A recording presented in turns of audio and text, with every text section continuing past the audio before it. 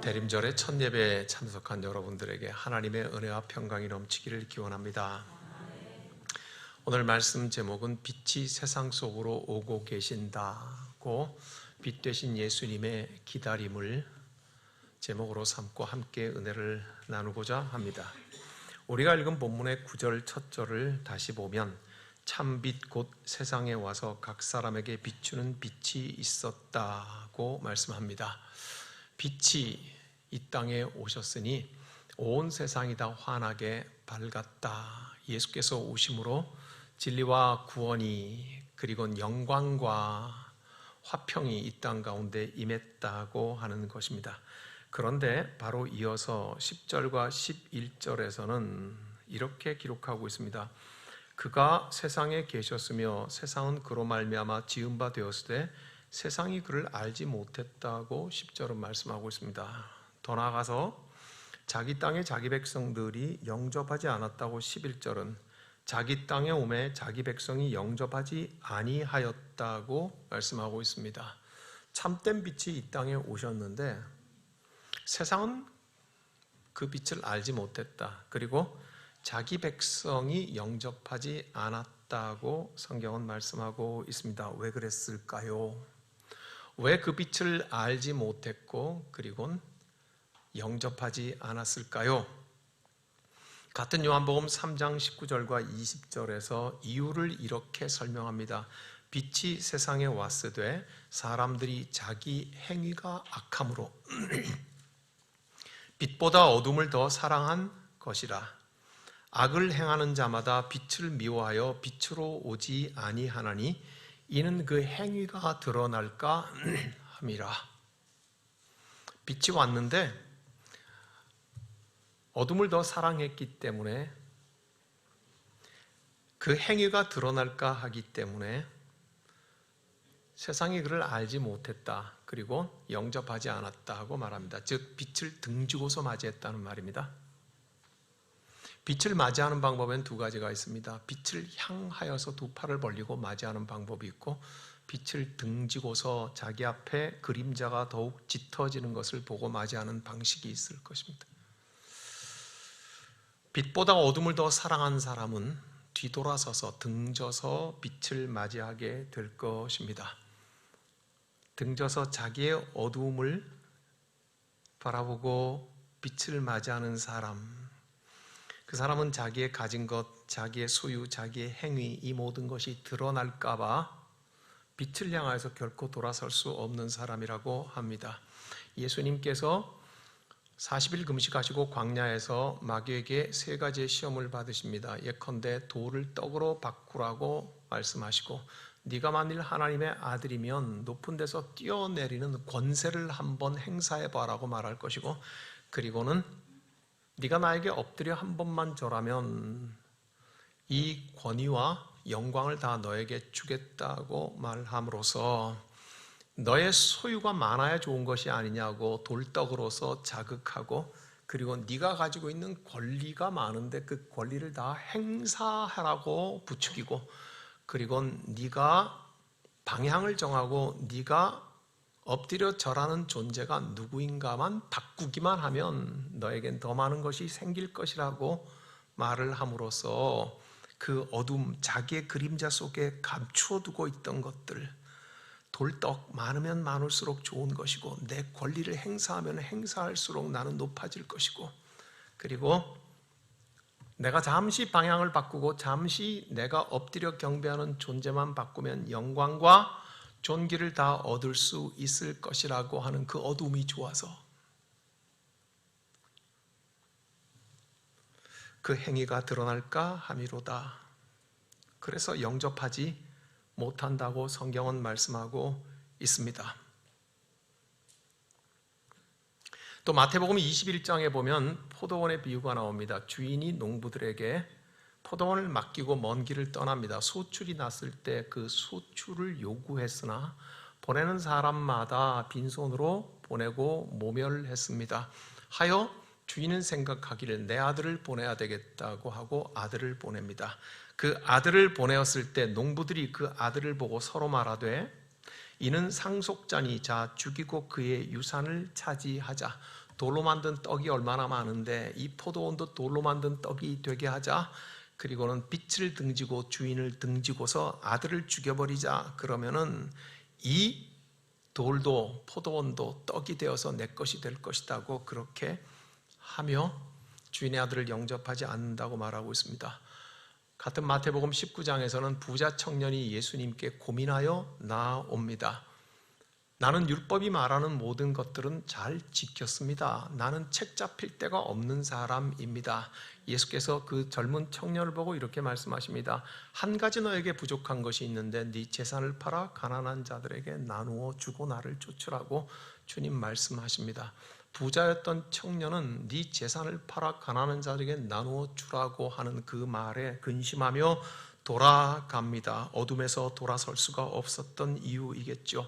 마태복음 19장의 이 기록은 마치 예수님은 내 소유를 빼앗아가는 분이고 내 부유함을 내어놓으라고 하는 분이라고 하는 은근한 오해를 하게 만들어버립니다.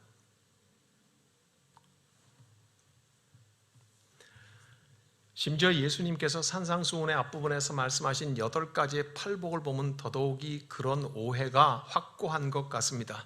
애통하는 자가 복이 있다. 핍박받는 자가 복이 있다. 의일 굶주린 자가 복이 있다고 하는 말씀은 오늘 저와 여러분의 현실에서는 밥 한 그릇 값어치도 되지 않는 것입니다. 애통하여서 밥벌이가 되겠습니까? 핍박받아서 살림에 도움이 되겠습니까? 의에 굶주려서 그렇게 뚜렷한 영광을 받을 수 있겠습니까? 짓밟힐 뿐이죠.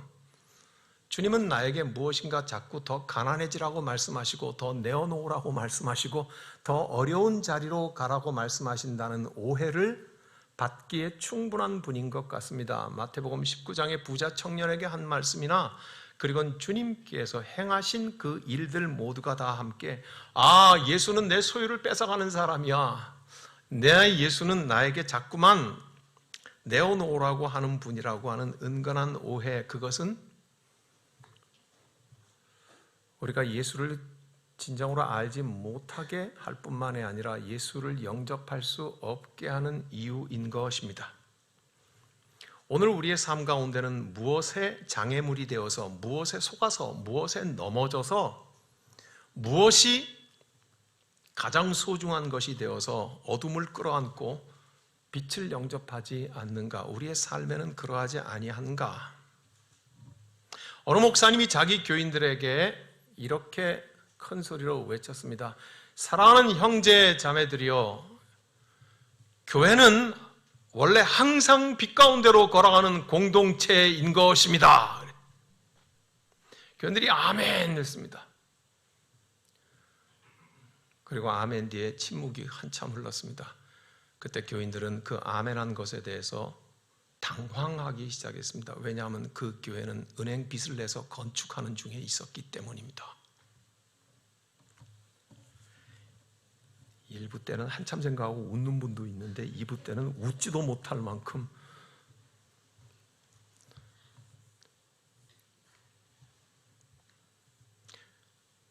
교회는 원래 빛 가운데로 걸어가는 공동체라는 말이 맞는 말이기도 하지만 또한 다른 말이기도 하지 않습니까? 은행에 빚을 내서 교회 건축을 하는데 우리는 같은 것 같지만 다른 것에, 비슷한 것 같지만 결코 비슷하지 않은 것이 우리의 장애물이 되고 우리는 거기에 속아 넘어가고 걸려 넘어가고 그래서 가장 소중한 것이 무엇인가 하는 문제에서도 정하지 못한다. 마태복음 4장에는 조금 아까 말씀드린 대로 예수님이 광야에서 굶주리신 이후에 3가지의 마귀의 시험을 받는 장면이 나오는 것, 이 3가지의 시험은 언제나 우리가 살아가고 있는 세상이 우리에게 하는 거짓말, 언제나 세상이 우리에게 하는 유혹이라는 것을 예수께서 친히 몸으로 우리에게 보여주시며 어떻게 해야 빛 가운데 살아가는 것인가 하는 것에 대하여서 보여주시는 사건이 아닐 수가 없습니다. 하여 우리가 그리스도를 쫓아가고 예수 안에서 살아간다고 하는 것은 예수께서 우리에게 행하신 대로 우리가 행한다는 것입니다. 돌을 떡으로 바꾸라고 하는 것, 네가 굶주렸으니까 네가 하나님의 아들이라면 능력도 있지 않느냐, 이것 가지고 떡으로 바꾸어 먹으라고 했을 때 예수님의 입에서 나오는 대답은 이것이었습니다. 사람이 떡으로만 살 것이 아니요 하나님의 입에서 나오는 말씀의 떡, 즉 생명의 떡으로 먹고 살아야 하는 것이라고 말씀함으로써 너는 무엇을 왕으로 삼고 사는가, 너는 누구를 왕으로 삼고 사는가 하는 문제입니다. 요한복음 6장에는 말이며 복음서에 다 나와 있는 오병이어의 기적의 사건이 나와 있습니다. 떡 5개와 물고기 2마리로 많은 사람들을 먹인 사건, 배부르게 한 사건이 일어납니다. 이 사건이 일어났을 때 같은 장 요한복음 6장 15절에서 예수께서 그들이 와서 자기를 억지로 붙들어 임금으로 삼으려는 줄을 아시고 다시 혼자 산으로 떠나가십니다. 가성비가 끝내주지 않습니까? 떡 5개, 물고기 2마리로. 예? 예수께서 그들이 와서 자기를 억지로 붙들어 임금으로 삼으려는 줄을 아시고, 떡 잘 만드는 왕, 돈 잘 만드는 왕, 경제를 부흥하게 하는 왕, 뭐 이렇게 설명할 수도 있지 않겠습니까? 그죠? 그래서 예수를 결사적으로 왕으로 삼으려고 왔더니 예수님은 떠나가십니다. 그리고 예수님은 갈릴리 바다 건너편 쪽으로 가십니다. 그들은 갈릴리 바다 건너편까지 쫓아옵니다. 같은 장 요한복음 6장 25, 26절엔 이렇게 기록되어 있습니다. 바다 건너편에서 만나 라삐어 언제 여기 오셨나이까 하니 예수께서 대답하여 이르시되 내가 진실로 진실로 너희에게 이르노니 너희가 나를 찾는 것은 표적을 본 까닭이 아니요 떡을 먹고 배부른 까닭이로다. 너희는 나를 배부름의 왕, 떡의 왕, 재물의 왕, 경제의 왕으로 삼으려고 하는 것이지, 너희는 그 너희가 배불리 먹은 그 떡 속에서 있는 하나님을 봐야 하는 이유를 잃어버렸다. 그래, 하나님이 떡의 주인이시고 하나님께서 그 떡 너머의 영원한 생명의 떡의 주인이시라는 것을 너희가 보지는 못한 채 너희의 배부른 까닭에 나를 왕을 삼으려고 왔다고 예수께서 말씀하십니다. 예수께서는 이 대답을 하신 이후에 같은 장 요한복음 6장, 성경을 좀 읽으시는 분들은 알겠지만 길게 나는 하늘로부터 내려온 생명의 떡이니 나를 먹는 자는 죽지 않을 것이라고 말씀하십니다. 누구든지 나를 먹고 마시지 아니하는 자는 영생을 얻지 못할 것에 대해서 길게 말씀을 하심으로써 너희가 보지 못했던, 아니 보아야만 할 그 하나님의 생명의 떡이 무엇인지에 대하여서 말씀하십니다. 그러므로 너희가 무엇을, 누구를, 어떤 존재를 왕으로 세우고 왕으로 의지하며 살아야 할 것인지에 대하여서 우리에게 택하라고 말씀하시는 것입니다. 우리는 여기에 넘어진다는 것입니다. 예컨대 이런 것입니다. 내가 기도하고 나름 응답받아서 아파트를 샀더니 아파트 값이 많이 올랐다. 그러니 앞으로 내가 부동산을 살 때마다 예수를 나의 왕을 삼고 열심히 기도해서 부동산을 사야 되겠다. 뭐 이렇게 설명하면 안 되겠습니까? 내가 3일을 금식하고 응답받아서 땅을 샀더니 20배가 땅값이 올라버렸다. 그러니 앞으로 내가 땅 살 때마다 하나님께 열심히 금식하고 기도하고 예수를 왕 삼아서 다음 땅도 사야 되겠다. 뭐 이런 것 아니겠습니까? 내 자식을 위해서 열심히 기도했더니 내 자식이 성공하고 좋은 학교를 들어가니까 내 자식이 앞으로 승진할 것 기회를 앞두고 있을 때마다 예수를 왕 삼고 적극적으로 왕에게 부탁을 해야 되겠다. 뭐 이렇게 우리가 설명하면 되지 않을까요? 너는 무엇을 왕으로 삼는가? 너의 왕은 누구인가? 하나님께서 너에게 허락하신 그 선물을 통하여서 하나님이 어떤 하나님이신 것을 너는 보고 그분을 왕으로 섬길 수 있는가의 문제에 우리는 늘 넘어지죠. 예수님께서는 요한복음 6장 뒷부분에서 생명의 떡인 것에 대해서 길게 말씀하신 것은 더 뒤에 가서 같은 요한복음 14장에 빌립이 예수님에게 하나님을 보여주십시오 하는 그 대답과도 연결되는, 예수께서 말씀하시죠. 너희가 나를 보았으면 하나님을 보았다고 말하고 내 말을 믿으면 하나님을 본 것이라고 말하고 내 행위 사건을 보았으면 네가 하나님을 보았다고 말씀하심으로써 예수 그리스도를 통하여서 하나님이 누구신지, 예수 그리스도의 말씀을 믿음으로 들어갈 수 있는 하나님의 나라, 예수 그리스도의 사건을 통하여서 사건화된 하나님을 내가 보고 그분을 왕으로 삼는 방법에 대하여서 이미 요한복음 6장에서 오병이어의 기적에 오해의 사람들에게 충분히 설명을 하신 것처럼 말씀하고 계십니다. 사탄은 두 번째로 이렇게 시험합니다. 네가 하나님의 아들이면 여기서 뛰어내려라. 하나님이 너를 받아주시지 않을까? 예수님의 대답은 말씀을 인용하셔서 이렇게 말합니다. 주 너의 하나님을 시험하지 말라고 그렇게 대답함으로써 자기 권리를 다 쓰지 않는 하나님의 아들의 선언을 여기서 우리는 봅니다.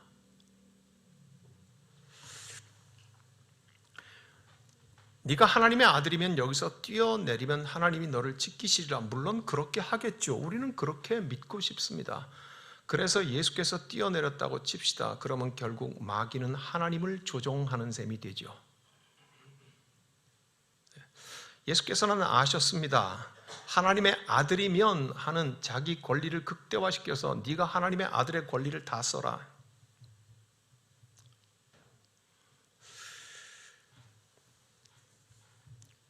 그러나 하나님을 시험하지 않겠노라고 자기의 권리를 다 쓰지 않으시는 예수 그리스도를 여기에 보여줍니다. 마태복음 26장에는 겟셋마네의 기도에 피와 땀을 흘리시고 나서 그리고 가룟 유다의 배신으로 예수께서 잡혀가시던 장면이 마태복음 26장에 기록되어 있습니다. 예수의 제자 중에 한 사람이 칼을 들어서 예수 보호한답시고 대제사장의 종의 귀를 잘라버립니다. 예수님께서 말리시면서 그 종을 다시 고쳐주시면서 마태복음 26장 53절에서 이렇게 말씀하십니다. 너는 내가 내 아버지께 구하여 지금 12군단 더 되는 천사를 보내시게 할 수 없는 줄로 아느냐?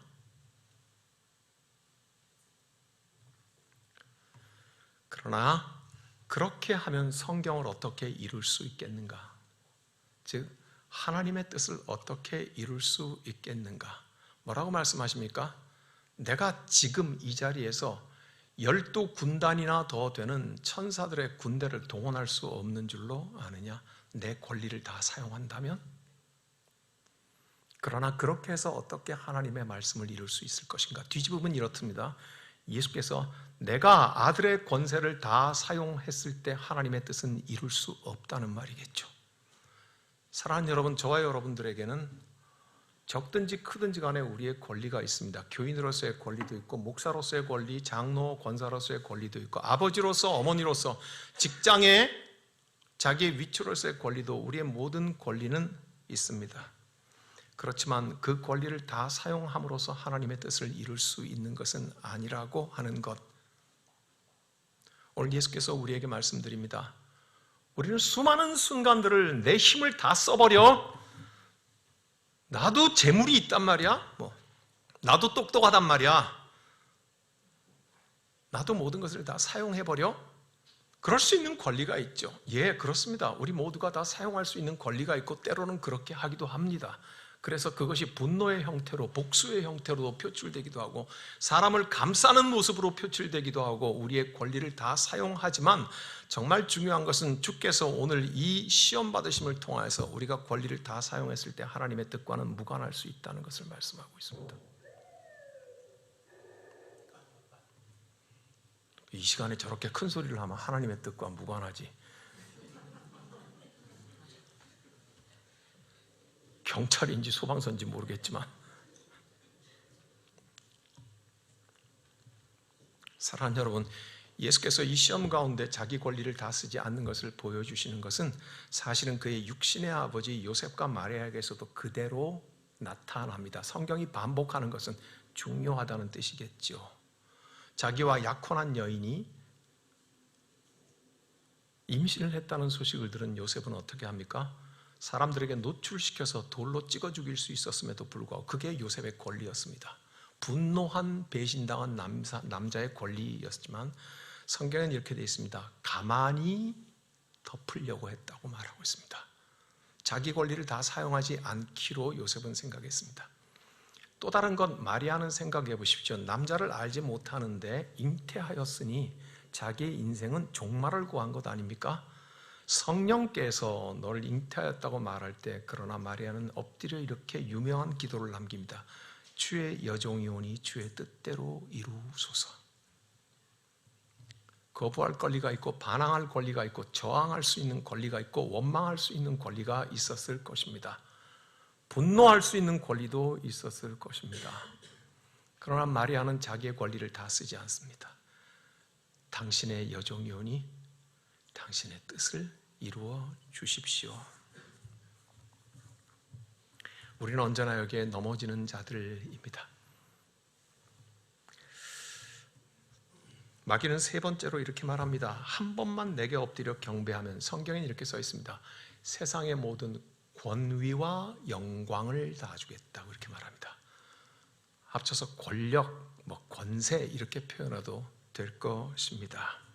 한 번만 나에게 엎드려 절하면, 한 번만 나를 섬기면, 한 번만 나를 주로, 한 번만 나를 왕으로, 한 번만 나를 당신의 남편으로, 한 번만 나를 당신의 임금으로, 한 번만 나를 주인으로 인정하면, 이 높은 곳에서 이루어지는 일인데 아무도 보지 않잖아. 한 번만 고개를 숙이면, 예수께서는 말씀으로 이렇게 대답하십니다. 하나님께 경배하고 오직 주만 섬기라고 말씀하셨다고 함으로써 믿는 자가 어디로 방향을 정하고 있으며 믿는 대상이 누구인가에 대해서 신앙의 지조와 절개에 대하여서 말씀하고 계십니다. 예수님께서 십자가에 못 박히기 위해서 붙잡히시고 먼저 총독 빌라도가 재판을 합니다. 총독 빌라도 앞에 단독자로 서신 예수와 진리에 관한 대화를 하다가 요한복음 19장에서는 빌라도가 이르되 이렇게 말을 합니다. 왜 내게 말하지 않느냐? 내가 너를 놓을 권한도 있고 십자가에 못 박을 권한도 있는 줄 알지 못하느냐? 요한복음 19장 10절이 옳시다. 너는 왜 대답하지 않느냐? 말하지 않느냐? 내가 너를 놓을 수 있는 권한도 있고 너를 십자가에 못 박을 수 있는 권한도 있는 것에 대하여서 한 번만 살려달라고 말하면 안 되냐? 내가 유대인의 왕이 아니라고 한 번만 부인하면 안 되나? 이런 복잡한 내용들이 그 속에 들어 있었을 것입니다. 우리는 예수께서 어떤 반응을 보이셨는지 요한복음 19장을 읽어서 알고 있습니다. 주님은 거기서 더 이상 대화를 진행하지 않으셨습니다. 예수의 선한 싸움은 이 대목에서부터 침묵해버리고 맙니다. 왜냐하면 빌라도가 말하는 권한 말입니다. 내가 너를 놓아줄 수도 있고 십자가에 못 박을 수도 있다고 하는 이 권한은 진리의 권한이 아닌 줄을 예수께서 아시기 때문입니다. 이미 예수님과의 대화 가운데 그 앞장인 18장 마지막 절에서 빌라도가 예수 그리스도를 앞에 두고서, 진리이신 예수를 앞에 두고서 진리가 무엇이냐 그렇게 묻고 있는 대화를 했기 때문입니다. 진리이신 예수 그리스도를 앞에 두고서 진리가 무엇이냐 묻는 빌라도에게 더 이상 진리의 권한이 없다고 하는 것은 명백한 사실이었습니다. 그러므로 내가 놓을 권한이 있고 십자가에 못 박을 권한이 있다고 하는 그 권한은 무엇이든지 간에 진리의 권한은 아니라고 하는 것에 대해서 그리스도는 아셨기 때문입니다. 그러므로 침묵하신 예수 그리스도께서는 내가 집중하고 있는 방향과 내가 섬기는 존재는 바로 하늘 아버지이시다고 하는 것에 대해서 신앙의 결기와 지조와 절개에 대하여서 말했습니다. 우리는 기분 나쁘면 예수를 등집니다. 우리는 손해보면 신앙생활에서 멀어집니다. 분노가 생기면 기도에서 멀어져 버립니다. 찬양의 입술은 바싹바싹 말라버립니다. 예배 때 두 마음을 품고 여기에 왔습니다. 마음 한속에는 푹푹 썩는 마음과 그래도 하나님을 찾아야지 하는 두 마음을 가지고 예배자가 되니까 괴롭기 그지 없습니다. 우리의 신앙의 지조는 어디 있습니까? 신앙의 절개는 어디 있습니까? 재물 때문에 지조를 꺾습니까? 기분 나쁜 것 때문에 절개를 꺾습니까?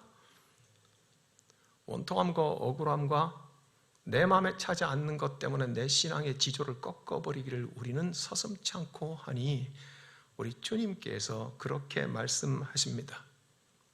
여러분도 아시는 분이 많다시피 제 개인적으로 제가 노회, 총회에 전체에 걸쳐서 재판의 절차를 진행한 적이 있습니다. 어느 순간에가 내 마음에 이런 마음이 들었습니다. 내가 생각하고 짐작했던 교회의 부패함을 온몸으로 한번 겪어보고 싶은 마음이 확 생기더라고요. 그래서 이 모든 절차를 진행하기로 작정을 하고 했더니 아니나 달라 역시 내가 생각했던 것보다 더 심하게 부패하고 썩어서 악취가 진동을 했습니다. 그런데 그 과정 속에서 제 주변에 교제권에 있는 분들 가운데서 총회에 일하는 분들, 노회에 일하는 분들, 그분들이 저에게 와서 그런 말을 했습니다. 제 선배이기도 하고 제 친구이기도 하고 제 후배이기도 한 분들인데 이렇게 공통적으로 말합니다. 황 목사, 이번만 좀 숙여. 황 목사, 이번만 좀 엎드려. 황 목사, 이번만 좀 그 마음을 꺾어 내려놓아. 그래서 제가 두 가지로 이렇게 대답을 했습니다. 목사님, 당신과 내가 목사가 된 것은 하나님께 충성하기 위해서입니까? 교단에 충성하고 살아남기 위해서입니까?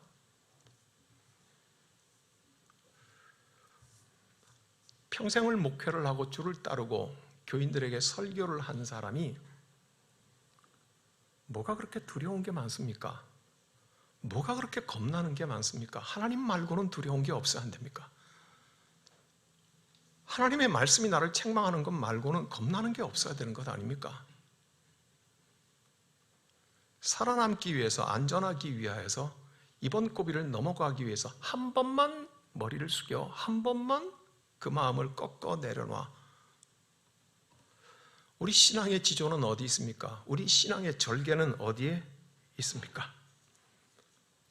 그렇게 되면 내 믿음의 방향은 어디를 향하고 있습니까?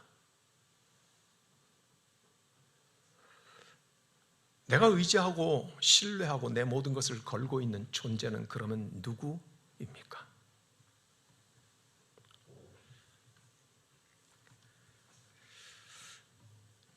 예수께서는 우리에게 이와 같이 당신이 몸이 친히 몸으로서 이 세 가지의 시험을 겪으심으로 언제나 오늘 살아가고 있는 저와 여러분들이 세상이 우리에게 유혹하는 방식, 세상이 우리에게 거짓말하는 방식, 세상이 우리에게 방향을 바꾸게 하는 그 방식의 유혹에 대해서 말씀하고 계십니다.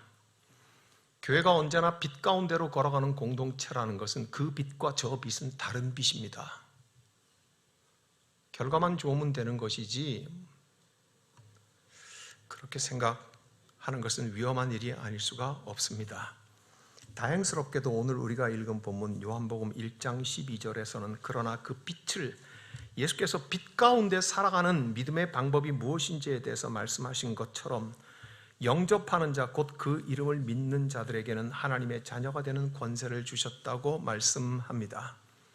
여러분, 이 반복하는 말들이 본질적으로는 같다고 하는 것을 눈이 열려 볼 수 있으면 좋겠습니다.